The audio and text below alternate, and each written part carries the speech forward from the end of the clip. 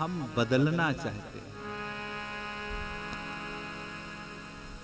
किसको बदलना चाहते हैं? दूसरे को, अपने को नहीं बदलाव करना चाहते। क्यों भैया? आज इस मॉडर्न भाग दौड़ में हमारे अंदर ठहराव नहीं रह गया।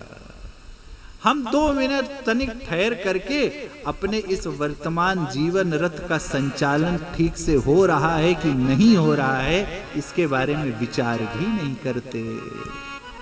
और भैया, जब इस जीवन रथ का संचालन प्रभु जैसे सखा नहीं करेंगे तो सामने कौन खड़ा है? तो सामने चतुरंगणी सेना कुछ और नहीं, जिसकी मति भ्रम है वही दुर्योधन सामने खड़ा है। जिसके जीवन में द्वंद्व है वही दुर्योधन है। और वो दुर्योधन रूपी शत्रु, द्वंद्व रूपी शत्रु आपके जीवन रथ के सामने बाण लेकर के खड़ा हुआ है। जैसे ही आपका सारथी चूका और तुरंत आपको बाण छेदन कर दिया। जैसे ही आपके अंदर वर्तमान की सजगता, भक्ति, प्रेम, करुणा, दया, क्षमा, शीलता, समाज कल्याणता इत्यादि जितने भाव हैं, उन भाव से जैसे आप विचलित हुए कि द्वंद्व और मोह, ईर्षा आपके सामने खड़ा हुआ है, तुरंत आपका छेदन किया उसने। वहां पर युद्ध था, 2 सेनाएं थी। यहां पर हमारे जीवन में नित्य युद्ध हो रहा है। बुद्धि और मन के बीच में निरंतर युद्ध चल रहा है। वो एक महाभारत कालखंड था, कुरुक्षेत्र वो भूमि थी, परंतु आज हमारे हृदय, हमारा शरीर ही वो कुरुक्षेत्र है।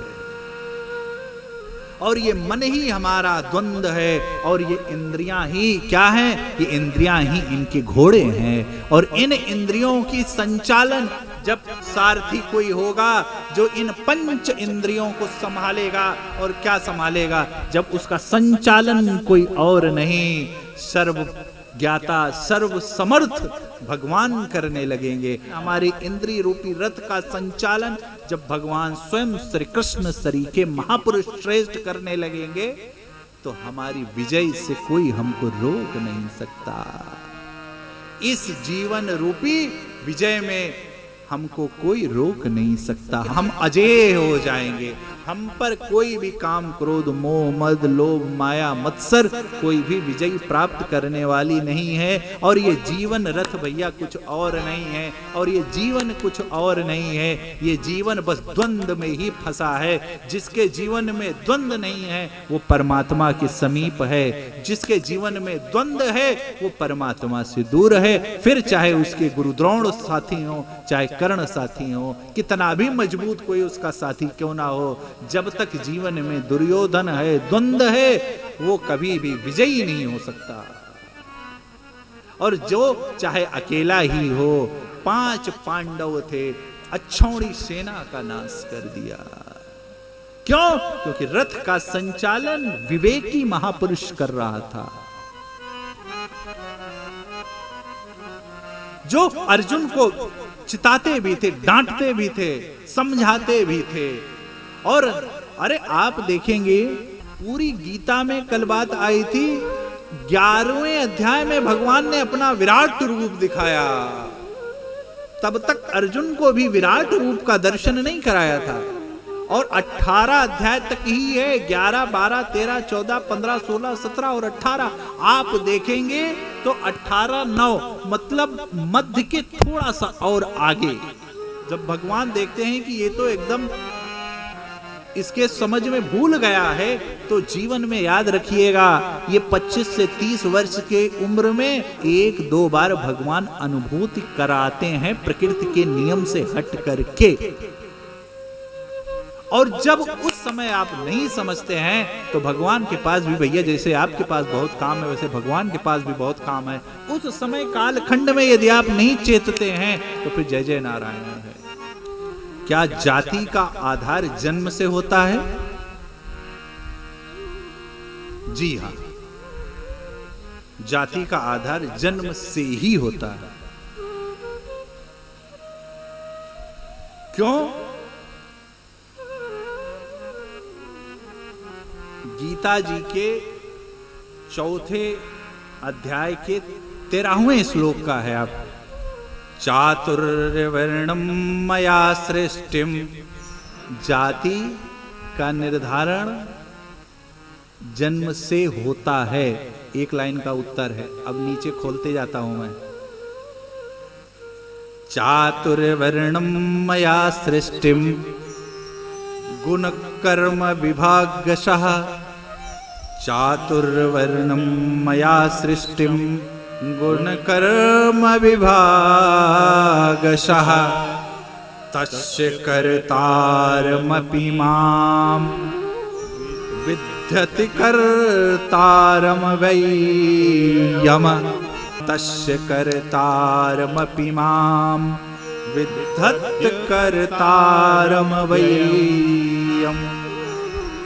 चातुर्वर्णम मया सृष्टिम गुण कर्म विभागशः। क्योंकि भैया चारों वर्णों की रचना मेरे द्वारा की गई है जी।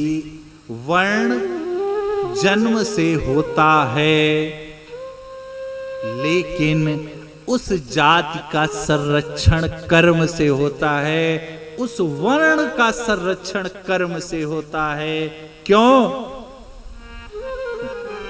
क्योंकि भैया गुण और कर्म से, जैसा आपका कर्म रहेगा, जो आपका गुण रहेगा, उसके आधार पर आपको जन्म तो मिल जाता है,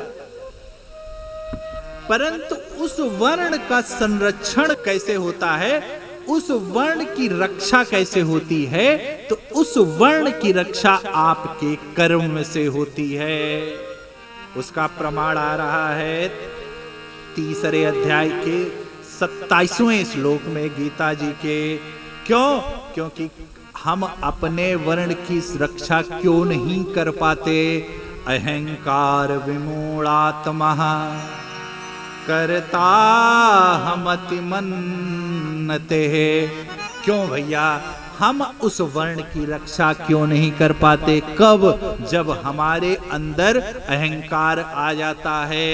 और उस वर्ण की रक्षा कैसे करना है, इसका भी आइए 18वें अध्याय में है। स्वे स्वे कर्मण्यभिरतः शासिध्यं लभते नरः। क्या आप जैसा जैसा कर्म करते जाते हैं, आप वैसे वैसे ही आपका जीवन सिद्ध होता चला जाता है। यदि क्या स्वा स्वा कर्म क्या, अरे पूरा विभाग खोला है भगवान ने। ब्राह्मण जब वेद पाठी नहीं रहता, क्षत्रिय यदि सेवक नहीं, अनेकों अनेक प्रमाण 18वें अध्याय में आप दर्शन कर लीजिएगा, आएगा। अभिप्राय ये है कि जीवन के सांसारिक संबंध को, या कहें तो भौतिक संबंधों का निर्वहन करने के लिए तो, या ब्याह इत्यादि करने के लिए तो वर्ण व्यवस्था आपके लिए उपयोगी हो सकती है, परंतु भैया भगवान के श्री मुखवाक्य हैं, परमात्मा की प्राप्ति के लिए वर्ण की कोई जरूरत नहीं है।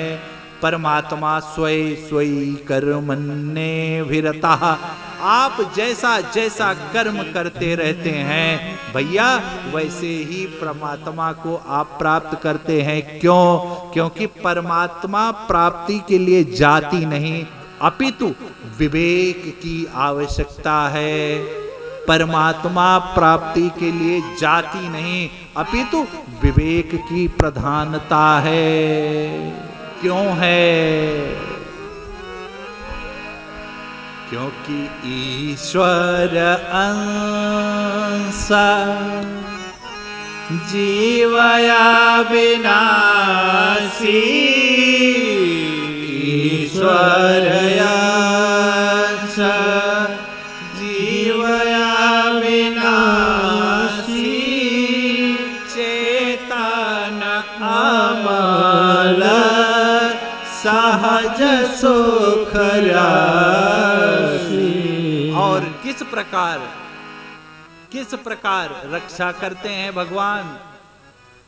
जिस प्रकार माता अपने शिशु की रक्षा करती है, उसी प्रकार भगवान, जिस प्रकार आप अपने परिवार की रक्षा करते हैं, उस प्रकार ही भगवान हमारी आपकी रक्षा करते हैं, बिना जाति पाति धर्म संप्रदाय को माने हुए। प्रभु को प्राप्त करने के लिए विवेक की प्रधानता है, जाति की नहीं। अब आप कहेंगे कि इसका क्या प्रमाण है? मेरे राम राज्य में कोई भी अब निषाद राज हुए, गुह हुए, जटायु जी हुए, शबरी जी हुई, ये सब तो प्रमाण है ही है। इसका प्रमाण साक्षात आ रहा है दोहा में, वर्णाश्रम निज निज धर्म निरत वेद पथ लो, चलहि सदा पावहि सुखी नहीं भय शोक नरो। प्रमाण सब दर्शन करा रहा हूं। वर्णाश्रम निज निज धर्म निरत वेद पथ लो, चलहि सदा पावहि सुखी और नहीं भय शोक नरो। तो वर्णाश्रम तब भी था, अब भी है, आगे भी रहेगा, परंतु भगवान राम राज्य में कोई भी दुराव नहीं था। सब एक घाट पर मज्जहि तहां बरन चारिव नर, चारिव नर कह रहे हैं। और आप फिर कह रहे हैं वर्णाश्रम निज निज, सभी अपने वर्णाश्रम के अनुसार क्या करते थे? एक ही घाट पर व्यवहार करते थे, जिसको हम आज की भाषा में छूत अछूत कहते हैं। ये इसके भगवान कभी पक्ष में नहीं रहे, ग्रंथ इसका कभी पक्ष में नहीं रहा है।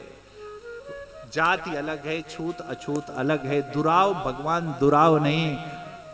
कोट विप्र बध लागे ही जाहु, भगवान का स्वभाव है शरणागत, इसलिए वर्णाश्रम एक प्रथा है ही, परंतु उसका जो परसेप्शन हमने बना रखा है वो गलत है। तुलसीदास जी तो कहते दूत कहो, अवधूत कहो, रजपूत कहो, जुल्हा कहो, को काहू को बेटी से बयान भयो। अभिप्राय है तुलसी सर नाम गुलाम है राम को, जाको रुचे सो कहे कछु को। भैया जिसकी जिह्वा राम की गुलाम है वो इन सब खटक्रम में नहीं पड़ता।